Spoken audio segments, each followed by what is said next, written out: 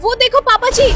Oh shit, मेरा लंगड़ा बाप, ये पक्का फिर से पैसे मांगने आए होंगे। दीक्षा, अगर ये आके मेरे बारे में पूछे ना तो बोल देना ऑफिस के काम से बाहर गए।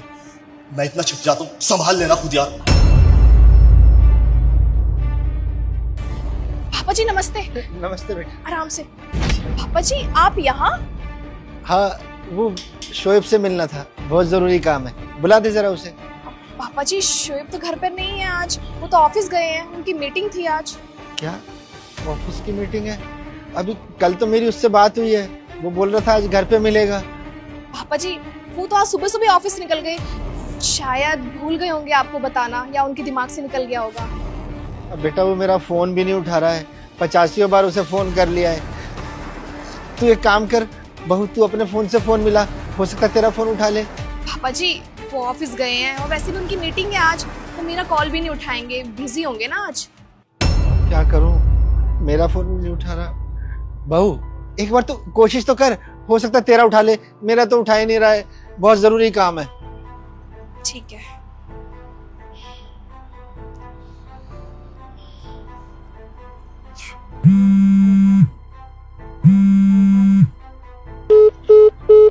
पापा जी कॉल कट कर दिया। मैं आपको बोल रही हूँ ना, उनकी अर्जेंट मीटिंग थी तो क्लाइंट के साथ बिजी होंगे, कॉल नहीं उठाएंगे अभी। क्या करूं बहू, एक बार और मिला उसको फोन, हो सकता है अब उठा ले। पापा जी बार बार उनको ऐसे कॉल करना सही बात नहीं है, और आप तो जानते हैं ना शोएब कितना गुस्सा करते हैं अगर उनको काम के बीच में कोई डिस्टर्ब करता है तो। अगर बहू नहीं उठाएगा ना तो मैं चला जाऊंगा फिर, और क्या करूंगा। तू मिला एक बार। आप अब इतना बोल रहे हैं तो एक बार और मैं ट्राई कर लेती हूँ।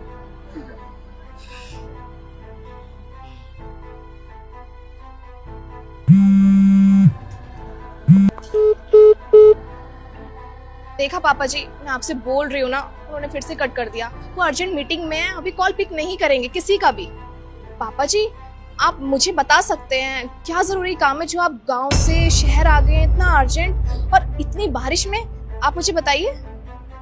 वो बहू अभी कुछ दिन पहले मेरी उससे बात हुई थी फोन पे, मैंने उससे बोला था कि 1000 रुपए देने के लिए कि मेरे को जरूरत है, तो वो बोल रहा था कि उसको कंपनी में लॉस हो गया, उसके शेयर वेयर सब डूब गए। हेलो। हाँ पापा नमस्ते। नमस्ते बेटा, नमस्ते बेटा। वो घर का बिजली का बिल जमा कराना था, तो 3500 रुपये तो है मेरे पास, 1000 रुपये कम पड़ रहे हैं। अगर तू 1000 रुपये मेरे को भेज दे तो बिजली का बिल जमा करा दूंगा, वरना बिजली कभी भी कट सकती है। 1000 रुपये?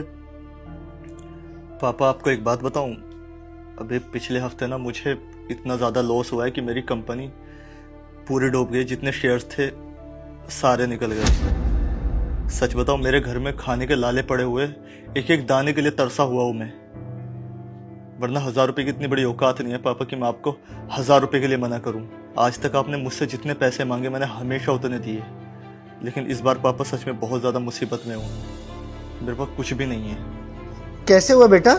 वो जो कंपनी हम लोगों ने शुरू की थी उसमें 3 इन्वेस्टर्स थे, 2 इन्वेस्टर्स पैसे लेकर के भाग गए और उन्होंने लोन भी लिया हुआ था कंपनी के नाम पे।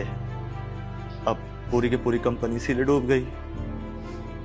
पर हाँ आप टेंशन मत लो, मैं किसी अच्छी कंपनी में जॉब ढूंढ रहा हूँ, जैसे जॉब लग जाएगी पैसे आएंगे तो मैं आपको ट्रांसफर कर दूंगा सारे के सारे पैसे।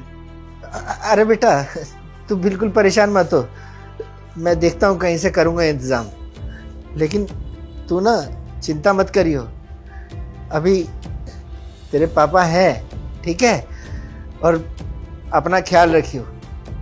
जी ठीक है। तो बस उसके लिए गांव की जमीन बेच के ये पैसे लेके आया था, ये उसको दे दियो बस। पापा जी इतने सारे पैसे, पापा जी आपको गांव की जमीन नहीं बेचनी चाहिए थी, आपने अच्छा नहीं किया। अरे बेटा जमीन का क्या है, जमीन तो फिर आ जाएगी, लेकिन मेरे बेटा परेशान है ना, मैं उसको परेशान होते हुए नहीं देख सकता। जब तक उसका बाप है ना उसे परेशान नहीं होने देगा, जी जान लगा देगा उसके लिए। पापा जी मैं शोएब को बता दूंगी कि आपने ये पैसे दिए हैं, आप आइए ना अंदर, चाय नाश्ता कर लीजिए। अरे नहीं बेटा, मेरे को जाना पड़ेगा, वापसी का टिकट भी करा रखा है, अगर चाय नाश्ते के चक्कर में लगा ना तो मेरी ट्रेन छूट जाएगी। अभी चलता हूँ। जी। जीता रहे बहू, जीते रहे। और हाँ बेटा, उसको शोएब को बोल दियो, अगर कभी भी कोई परेशानी हो ना, बस एक बार अपने बाप को याद कर ले। उसका बाप ना जी जान लगा देगा, लेकिन उसे परेशान नहीं होने देगा। ठीक है बेटा, चलता हूँ बेटा।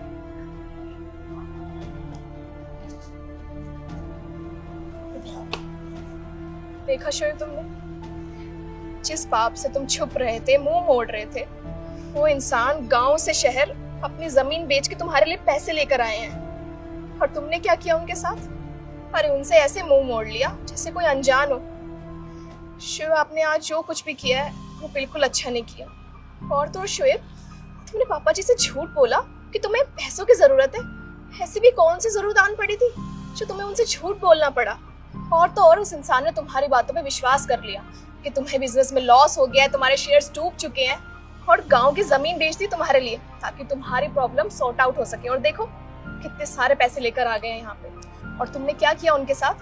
उनकी तरफ एक बार देखना भी गवारा नहीं समझा। शोएब, आज आपने पापा जी के साथ जो कुछ भी किया है ना, वो बिल्कुल ठीक नहीं किया, सच में।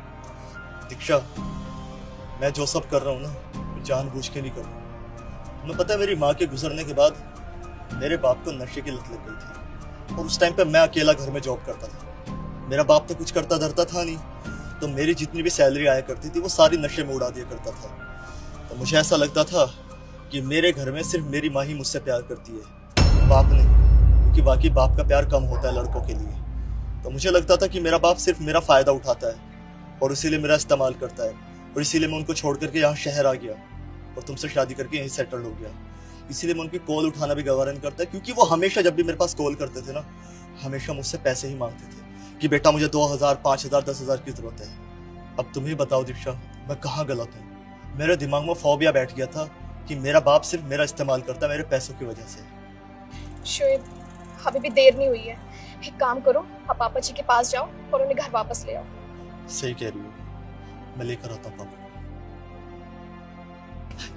पापा रुको। अरे शोएब बेटा, तू ऑफिस से कब आया? पापा मैं ऑफिस नहीं गया था। ऑफिस नहीं गया था? लेकिन बहू तो बोल रही थी तू ऑफिस गया है। वो मैंने दीक्षा को झूठ बोलने के लिए बोला था कि जब पापा पूछे तो बोल देना कि मैं ऑफिस के काम से बाहर गया हूँ। तुझे मुझसे झूठ बोलने की क्या जरूरत पड़ गई भाई? है पापा, यही तो मुझे समझ नहीं आ रहा कि मैं अपने पापा से कैसे झूठ बोल सकता हूँ। पापा, मुझसे बहुत बड़ी गलती हो गई। मैं हमेशा से आपसे झूठ बोलते आया हूँ जब से मैंने होश संभाला है।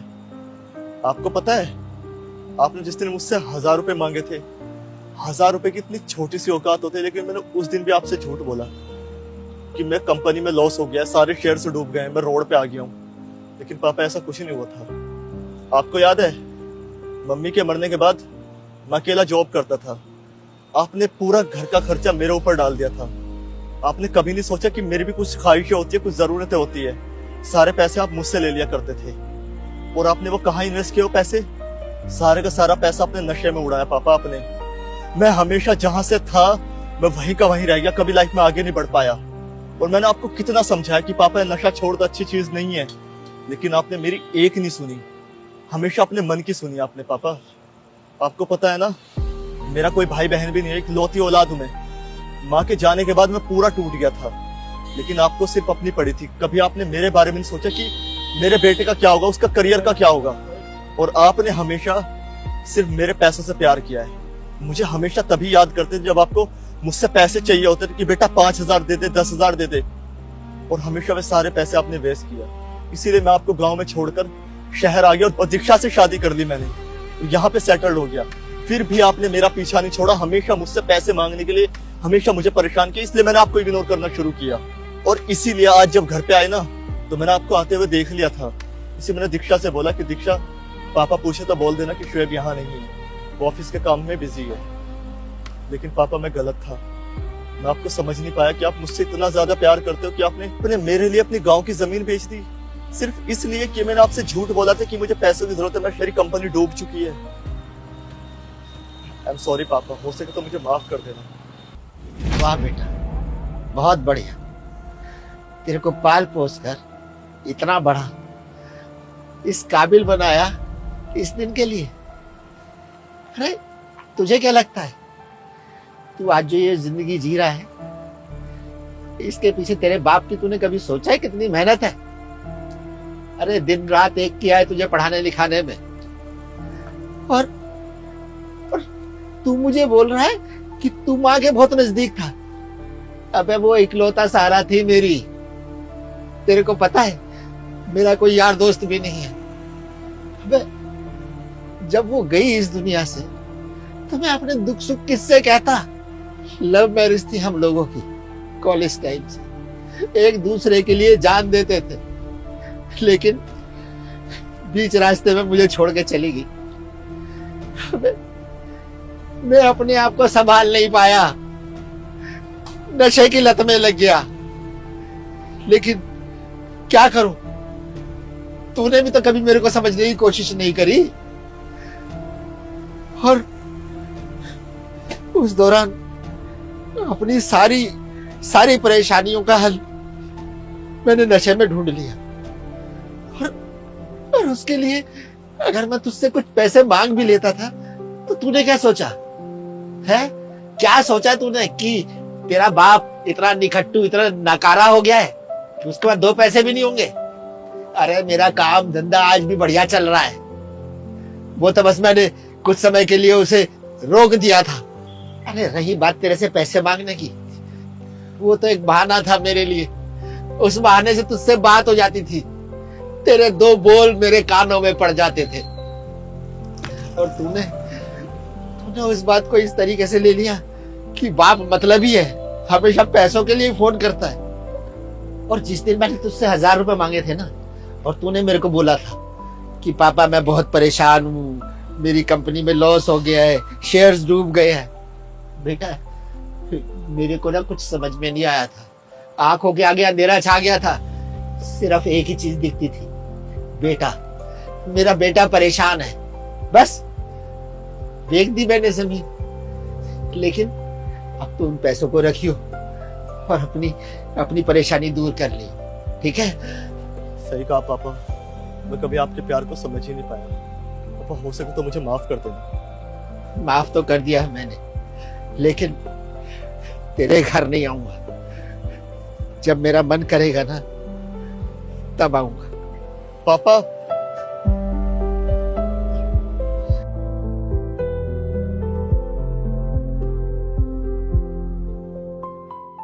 ठीक है, मैं शाम तक आता हूँ। सर क्या हुआ, तुम नीचे क्यों गई थी?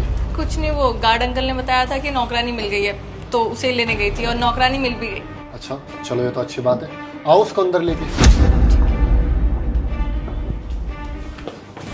क्या हुआ, तुम पीछे क्यों चुप गई थी? नहीं, वो हम कुछ देख रहे थे उधर। अच्छा ठीक है, चलो चलो। क्या हो गया, काम नहीं करना? अजीब है। फाइनली काम वाली मिल गई। तुमने समझा दिया ना उसको कि घर में क्या क्या काम करना है? हाँ, सारा काम समझा दिया है। अच्छा, इसको ये भी बहुत अच्छे से समझा देना। लास्ट काम वाली ने ना हमारे घर से पैसे चुराए थे, और एक तो चम्मच और प्लेटें उठाकर लेकर जा रही थी। इसको बोलना है कि जो भी बैग कैरी करके लेकर आए उसको बाहर रखे, अंदर ना लेकर जाए। अभी मैं इसको ये भी समझा देती हूँ। हिमांशी, हिमांशी। क्या हो गया, ये काम वाली बहरी है कि इसको आवाज नहीं आती? पता नहीं, मुझे समझ नहीं आ रहा। हिमांशी, ओए क्या कर रही है ऐसा, जो इतनी देर से आवाज दे रही, सुनाई नहीं दे रहा? वो मैडम, मैं सफाई कर रही थी तो आवाज नहीं आई आपकी। अच्छा, काम तो तू हाथ से कर रही है कि कानों से कर रही है जो आवाज नहीं आई तुझे? चल छोड़, बाहर चल, वो तेरे साहब बुला रहे हैं, कुछ काम है। मैं बाहर नहीं जा सकती। बाहर नहीं जा सकती? क्यों नहीं जा सकती? आप मुझे यही बता दो ना क्या काम है, मैं कर लूंगी सारा। अच्छा जी, तू यहाँ काम करने आई है तो पूरे टाइम किचन में ही काम करेगी क्या? बाहर भी तो आना पड़ेगा ना तुझे। और ऐसा कौन सा चोरी कर रही है जो यही काम करेगी सारा? बाहर आने में तुझे डर लग रहा है? चल बाहर। अरे चल, सुन ही नहीं रही थी, पता नहीं क्या कर रही थी। तुम यहाँ तुम हमारे घर में क्या कर रही हो? तुम इसे जानते हो? Actually she is my ex wife. Ex wife? तुम भूत बन के चुप खड़े रहोगे या मुझे बताओगे कि तुम्हारी ये हालत कैसे हुई और तुम मेरे घर में क्या कर रही हो? सैम, जब से मैं तुमसे अलग हुई थी और एलुमनी के नाम पे जितना भी पैसा मैंने तुमसे लिया था, फिर मैंने मनीष से शादी की थी और वो इंसान मेरे लिए बना ही नहीं था। उसने मुझे बहुत मारा, रोज छोटी छोटी गलतियों पे मुझे मारा पीटा करता था वो, और सारे पैसे लेके उसने मुझे इतना मजबूर किया कि मैंने खुद फैसला किया कि मैं उससे अलग हो जाऊंगी। उससे अलग होने के बाद मानो मेरी जिंदगी पूरी तरह से बदल गई थी। उसके बाद मैं बहुत अकेली पड़ गई थी। अपना पेट पालने के लिए मैं ये नौकरी करने लगी। मुझे नहीं पता था कि ये तुम्हारा घर है। मुझे पता होता तो मैं यहाँ नहीं आती, मैं तुम्हें अपनी शक्ल नहीं दिखाती। लेकिन तुम उस लड़के से अलग होने के बाद अपने परिवार के पास वापस लौट कर क्यों नहीं गए? क्योंकि तुम्हारे परिवार ने मुझसे अलग होने में तो तुम्हारी बहुत मदद की थी और वो बहुत खुश थे, लेकिन अब तुम्हें एक्चुअल में उनकी जरूरत पड़ी तो उन्होंने तुम्हारा साथ छोड़ दिया। ऐसा क्यों? मेरा परिवार मेरे साथ था, लेकिन सिर्फ तब तक जब तक मैं तुमसे अलग होना चाहती थी। जब मेरी दूसरी शादी हुई तो मेरे घर वालों ने भी अपने घर के दरवाजे मेरे लिए बंद कर दिए। मुझे अपनी ज़िंदगी खुद ही संवारनी थी और शर्मिंदगी के पछतावे के अलावा मेरे पास और कुछ नहीं बचा था। बस इसीलिए ये काम कर रही हूँ और आज इस हालत में तुम्हारे और तुम्हारी बीवी के सामने खड़ी हूँ। और तुमने मुझे क्यों नहीं बताया? सताक्षी, मैं पुराने घाव कुरेदना नहीं चाहता था। मैंने तुम्हें सिर्फ इतना ही बताया जितना तुम्हें जानने की जरूरत थी, लेकिन मुझे पता ही नहीं था कि ये इस तरह मेरे घर वापस आ जाएगी। सताक्षी, तुम्हें पता है, जब इसने मेरा साथ छोड़ा ना, उस वक्त मेरी फाइनेंशियल कंडीशन बहुत ख़राब थी।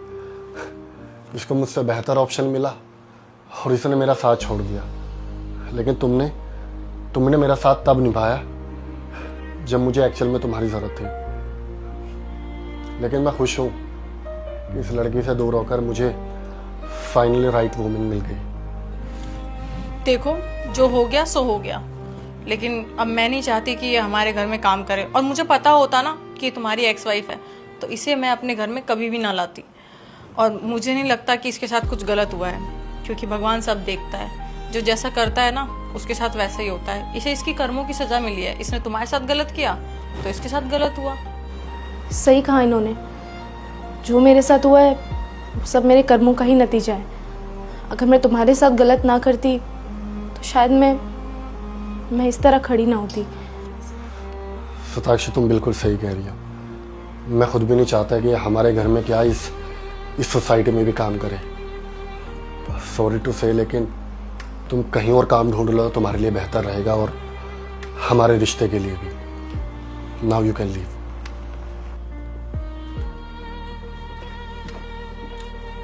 सताक्षी,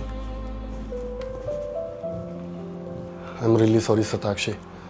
मुझे ना उसके बारे में तुम्हें सब कुछ सच सच बता देना चाहिए था, लेकिन मैंने सिर्फ इसलिए नहीं बताया कि पुरानी बातों को लेके क्या ही फायदा। कोई बात नहीं, सॉरी बोलने की ज़रूरत नहीं है। तुमने मेरे लिए तो मुझे नहीं बताया था कि मुझे बुरा लगता। और वैसे भी अब वो हमारी लाइफ से चली गई है, अब कुछ भी बुरा नहीं होगा। और मैं जल्दी ही कोई और मैंने लगा लिया। मेम साहब, हमारे पैर दबाइए और ये लीजिए पैसा। ये क्या बदतमीजी है? हटाओ पैर अपना यहाँ से। अरे क्या हो गया भाई, पैर दबाइए ना और ये लीजिए पैसा। औकात भूल गए हो क्या तुम अपनी? हटाओ यहाँ से पैर। औकात भूल गए हो क्या तुम अपनी?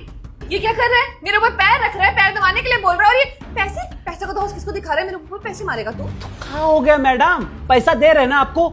और रही बात औकात की, तो औकात बहुत है हमारा, समझ में आया? अच्छे से पैर दबाएंगी ना और पैसा मिलेगा, समझिए। वाह, तुम जैसे 2 कौड़ी के नौकरों की ना कितनी औकात हो गई। तेरी सैलरी है कितनी? अरे 15,000 रुपए की सैलरी है। तू मेरे मुंह पे ये 2,000 रुपए मारेगा और तुझे क्या लगेगा मैं तेरे पैर दबाऊंगी? देख, मेरे साथ ना बदतमीजी मत कर, नहीं तो तेरे लिए अच्छा नहीं होगा। अरे मैडम, हम बदतमीजी कहाँ की आपके साथ? हम तो प्यार से आके बोले कि पैर दबा दीजिए। पैसा का फिक्र मत करिए आप, पैसा बहुत है हमारे पास। अब देखिए, टाइम खोटी मत करिए, लीजिए पैर दबाना शुरू करिए। मतलब तुझे अभी भी शर्म नहीं आ रही है? हाँ, किस बात की धौंस सिखा रहे हो तुम मुझे? तेरे अंदर जरा सा भी डर नहीं है क्या मेरा? तू ऐसे नहीं मानेगा। पैर नीचे कर। मैं भी अपने हस्बैंड को बुलाती हूँ, वो तुझे समझाएंगे। अच्छा, तो मालिक को भी बुलाएंगे? देखिए मैडम, पैसा हम एक आदमी का ही देंगे, मालिक से पैर वैर नहीं दबवाना है, हमें आपसे पैर दबाना है। वैसे भी औरत का हाथ का मसाज हमें बहुत पसंद है। क्या तू ऐसे नहीं मानेगा। अभी रुक, मैं अपने पति को बुलाती हूँ। ईशान, ईशान जल्दी इधर आओ। अरे मैडम क्यों टाइम खोटी कर रही हैं? क्या हुआ? देखो ना ईशान, ये 2 कौड़ी का नौकर मेरे साथ कितनी ज्यादा बदतमीजी कर रहा है। इसने मेरे मुंह पे 2 बार पैसे फेंक के मारे, और तो और इसने मुझसे बोला कि मैं इसके पैर दबाऊं। इसने मेरे लात पे अपने पैर रखे, मैंने 2 बार झटका, लेकिन इसने फिर रखा और इतनी धौंस दिखा के बोल रहा है कि और भी पैसे मुझे देगा, बस उसको मेरे से अपने पैर दबाने हैं। बताओ जरा, ये 2 कौड़ी के नौकर की बात मानेंगे? गुलाम बनाना चाहते हैं ये हमें। ओए, क्या चल रहा है सब? अरे तो मालिक कौन सा बड़ा बात है? अब देखिए, आप हमको तनख्वाह देते हैं तो जो बोलते हैं करते हैं ना, हैं? अब हम आपको तनख्वाह दे रहे हैं। मेम साहब, ये लीजिए, थोड़ा सा पैसा और लीजिए और चुपचाप हमारा पैर दबाइए। देखा तुम्हारे सामने तुम्हारी बीवी की कितनी इंसल्ट की इसने। तू अपनी औकात भूल गया है कि मेरे मुंह पे पैसे फेंक के मार रहा है। ये 100 के नोट, अपने को क्या कहीं का राजा समझता है? 30 मार खान है क्या तू कहीं का? अरे मालिक आप समझाइए, इतना पैसा ना थोड़ी देर पैर दबाने का कोई नहीं देता है, हम दे रहे हैं। अरे पुण्य मिल जाएगा आपको, पैर दबा दीजिए हमारा। ओए, पैर नीचे कर। तेरी हिम्मत कैसे हुई मेरी बीवी के सामने ऐसे हरकत करने की? भूल मत कि तू हमारे यहाँ का सिर्फ एक माली है, अपनी औकात में रह। अरे मालिक आप तो गुस्सा कर रहे हैं। अरे हमारा पैर आपको नजर आ गया, आपको पैसा नजर नहीं आया? एक काम करिए, आप वो सारा पैसा बटोर लीजिए, मालकिन आप हमारा पैर दबाइए तब तक। जो तो मुझे लगता है ना कुछ ज्यादा हवा में उड़ रहा है, इसको जमीन पे मैं लेके आता हूँ। तेरी तो ऐसा है मालिक, हाथ हमारा भी उठ सकता है। आपका किस्मत अच्छा है कि आज हम मूड में नहीं है, क्योंकि आज हमारा कुछ और मूड है। तो इसीलिए मेम साहब चुपचाप पैसा बटोरिए और ये लीजिए पैर दबाइए जल्दी। अरे दबाइए, उनकी तरफ का देख रही है, दबाइए ना। अरे तुझे हो क्या गया है? ये ऐसी हरकत क्यों कर रहा है यार? इससे पहले तो कभी इसने ऐसी हरकत नहीं करी, फिर आज क्यों? अरे क्या हुआ मालिक? अब चलिए, आपको तो नहीं मालूम होगा, लेकिन मालकिन आपके लिए तो आम बात होना चाहिए ना। अरे पैसा तो दे रहे हैं हम, तो पैर दबाना कौन सा बड़ा बात है? आप भी तो यही करवाती है ना मेरी बीवी से। बीवी से? क्या कर रहा है इसकी बीवी के साथ? हम बताते हैं कि ऐसा हरकत क्यों कर रहे हैं हम। क्यों मालकिन, याद है क्या करा था आपने हमारी बीवी के साथ कल? मालकिन, घर का सारा काम हमने खत्म कर दिया है, हम घर जा रहे हैं। हमारा मुन्ना स्कूल से आने वाला होगा तो खाना पीना देना है। अरे चली जाइए थोड़ी देर में, पहले मेरे पैर दबा दे, बहुत दर्द कर रहे हैं आज। बैठ ना, दबा। जी मालकिन। अरे वाह, तेरे हाथ में तो जादू है। कल ना किटी पार्टी में मैंने अपने दोस्तों को बुलाया है, तू ना जल्दी आ जियो, उनके भी पैर दबा दियो। अरे एक्स्ट्रा पैसे दे दूंगी मैं तुझे। वरुण, इधर आ। तेरे पैरों में दर्द हो रहा था ना? शांति से दबा ले, इसके हाथ में बिल्कुल जादू है। हाँ दीदी, कोई लड़की पैर दबाएगी ना तो और ज्यादा मजा आएगा। इसकी भी दबा। कल ना मैं तुझे 500 रुपए एक्स्ट्रा दे दूंगी, मेरी दोस्त आएगी, उनके भी पैर दबा दियो, थोड़ी हेड मसाज भी कर दियो, वो भी आती होगी ना तुझे? मजा आ रहा है दीदी बहुत। हाँ ना, बढ़िया दबाती है पैर।